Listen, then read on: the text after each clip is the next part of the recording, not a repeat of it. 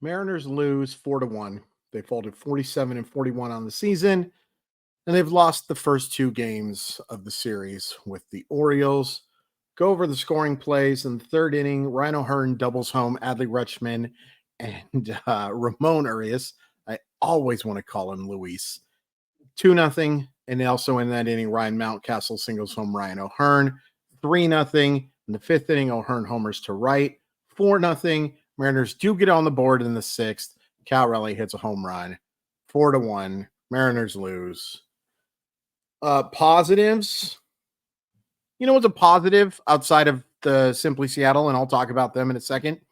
Thank you so much to everybody who came to the live chat today. The MyOY enthusiasts, I appreciate you guys so much. If you would like to take part in something like that, I'd really appreciate it. It's $4.99 a month. You get that. You get to watch a whole bunch of draft videos, prospect videos, all sorts of great stuff. This stuff will always be free, and I'm very appreciative of it, but I'm especially appreciative of everyone who's shown support and joined the MyOY Enthusiast Club. Thank you guys so much for coming out. I wish we got a better baseball game. Positives. Oh, boy. Taylor Cicetto did a really nice job today. The bullpen was really good today. Gave you 3 2/3 innings of scoreless baseball. You'll certainly take that against a team like Baltimore for sure. Little worried that Cicetto's not available tomorrow against some of those lefty bats, but, you know, they managed to win this game, and I get it, but it does stink that he's not going to be available, I think, tomorrow. But Thornton did a nice job, and Colin Snyder, I continue to be impressed with. There are arms to like in this bullpen, obviously. I'm just wish they had a little bit better second elite arm behind Munoz, but, you know, they've done their job. Offensively, congratulations to Big Dumper on the homer. 15th of the year, puts him on pace for about 27 or so. Like to see that. The only other positive, and it was taken away by 2 terrible at-bats afterwards, is that Julio did hit the ball hard. He hit the RBI, not RBI single, but he hit the single, and then he flew out to the deepest part of center field, hit that ball hard too. We can't be beggars here, folks. Seeing hard contact from Julio Rodriguez, especially to the Polish, the Polish side, is nice. It's not good enough, but it's nice to see. It's any sign of encouragement we're seeing from Julio is a nice thing right now. Thank you so much, Simply Seattle, for sponsoring us. We really appreciate the support. They have the very best in Seattle sports gear. Awesome stuff for the Mariners, the Seahawks, the Supersonics, Kraken, Storm, Sounders, Huskies, Cougars. You can find it all at Simply Seattle. Once you find it, use code MOLLYWOP15 to save 15% off your order. It's an awesome deal from awesome people. MOLLYWHOP15. Thank you so much. Link in the description to make it nice and easy for you. I wish you were sponsoring a show that had a better baseball team right now. And it's so weird. They're 47-41. That's not a terrible record at all. They're still 2 games up on first place. No,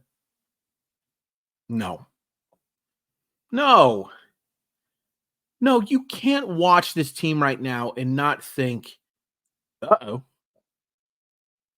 And there were a ton of negatives tonight. Number one, Logan Gilbert was not good.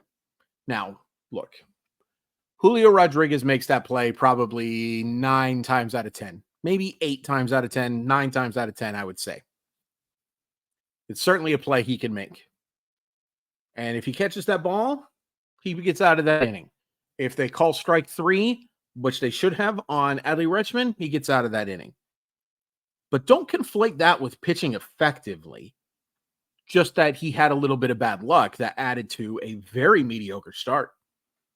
Gives up 6 hits, a ton of hard contact. He walked 3.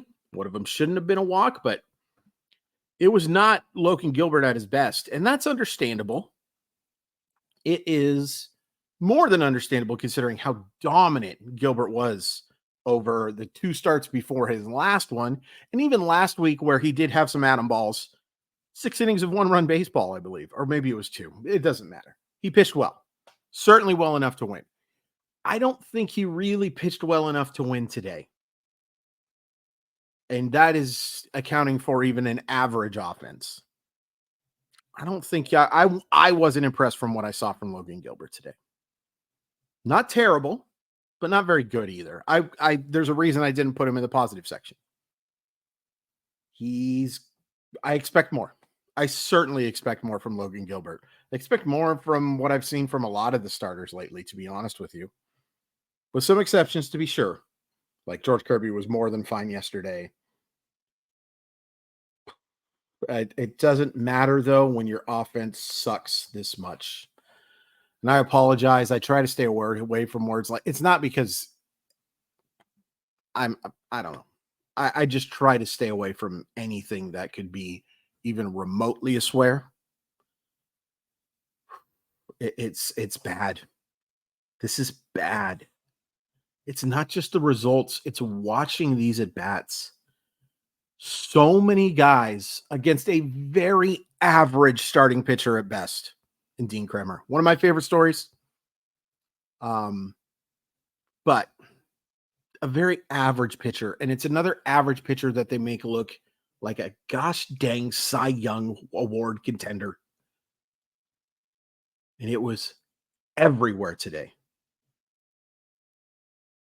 JP Crawford looked lost at the plate. Josh Rojas drew the walk to begin, like first inning, beginning after that out, after an out, I guess I should say. I'm very flustered, guys.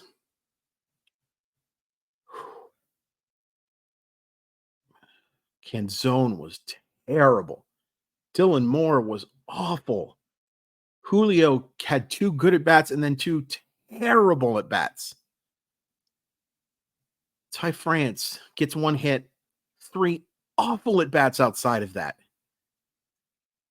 And all of these guys that I've mentioned, and I haven't even gotten to the worst offender yet. Oh, Luke Raley. By the way, please keep telling me that you want Luke Raley playing against left-handers. Just keep telling me. Watch those at bats and tell me that you think Luke Raley should play against left-handers. Please keep doing it. Keep doing it. It makes me feel so good. But all of those guys got pitches that they should have driven. All of them. And all of them failed spectacularly outside of Big Dumper. And I guess Julio, who hit a ball very hard, very far, but to the wrong part of the park. Still an out.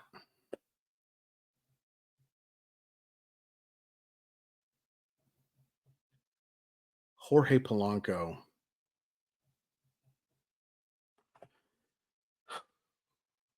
I don't know what you do. I know what a lot of you would like them to do. I know that's not what they're going to do. But this is a disaster. Another disaster.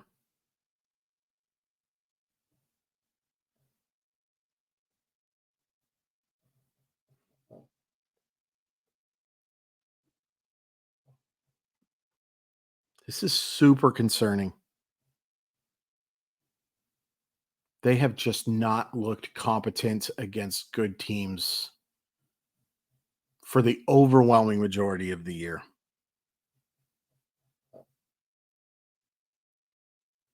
And now you got to win tomorrow against Corbin Burns to avoid a sweep. You hear those fireworks going off in the background? I don't know what you can hear or not.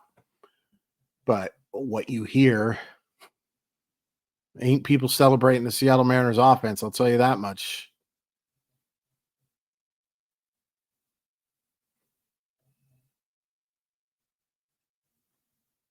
I did a radio segment today with Ian Furness talking about prospects they could trade, and who should be untouchable, who should be the names that you can't give up. And I told him flat out, nobody.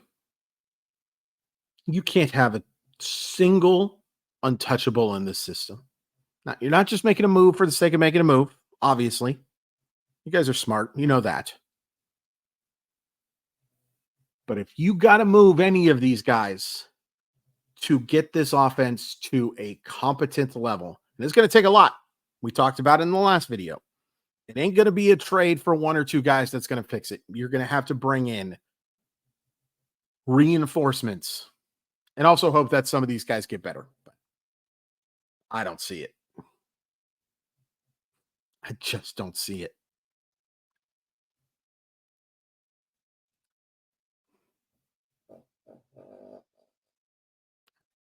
Just don't know. But I didn't even finish my thought. I'm so frustrated by this silly baseball team that's still in first place. Nothing can be untouchable. Shoot for the stars and do it quick.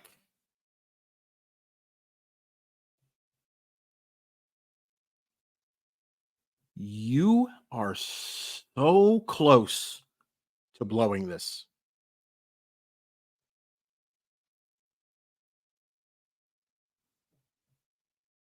And I want to be clear too. The guys who are here have to play better. Yeah, I'm frustrated by the roster construction. I'm frustrated by the ownership group not giving them the necessary funds in order to make this team better. But the guys who are here have had success before. You got to give a little bit of blame to the players too.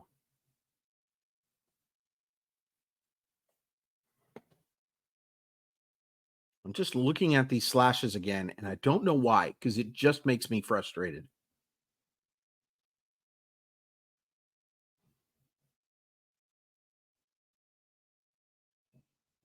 I don't know.